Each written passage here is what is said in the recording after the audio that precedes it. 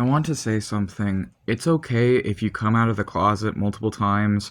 It's okay if you thought you had the right label initially and then you find that a different label actually fits your experience of this world better.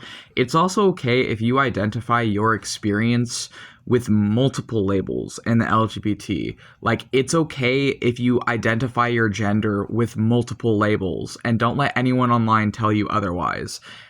It's okay if you identify your experience of your sexuality with multiple labels and don't let anyone online tell you otherwise.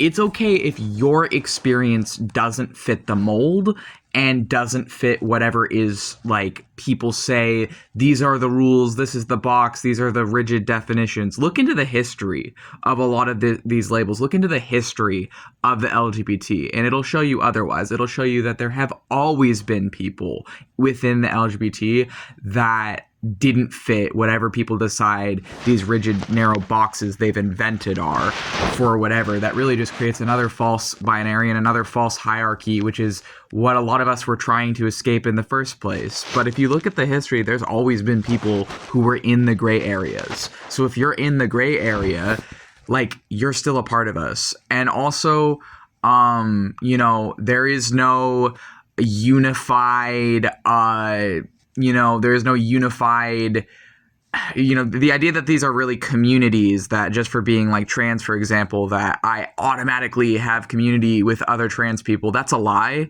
That is a huge fucking lie. There are plenty of trans people I don't agree with.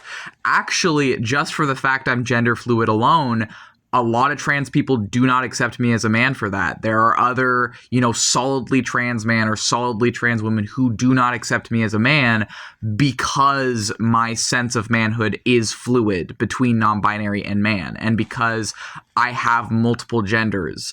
And these people don't really care about the specifics of why that is for me. They don't really care to learn about my experiences. They just think that, oh, you're not planning to have surgery, so you're beneath me. And it's like, well, I don't even know if I want surgery because I don't even know if I could afford such things. And the reality is, in the USA at least, most trans people live in poverty. So a lot of us, frankly, are not going to be able to afford expensive, like, medical operations and other crap.